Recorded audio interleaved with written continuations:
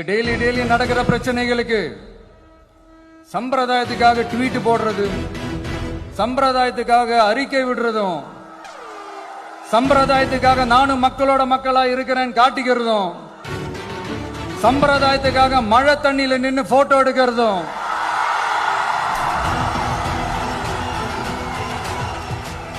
எனக்கு அதுல கொஞ்சம் கூட உடன்பாடே இல்லை. பட் என்ன பண்றது, நம்மளும் சம்பிரதாயத்துக்காக சில நேரத்தில் அந்த மாதிரி செய்ய வேண்டியதா போயிடுது. அதாவது நான் என்ன சொல்ல வரேன்னா, மக்களோட உரிமைகளுக்காகவும் அவங்களோட உணர்வு பூர்வமாக இருக்கணும்.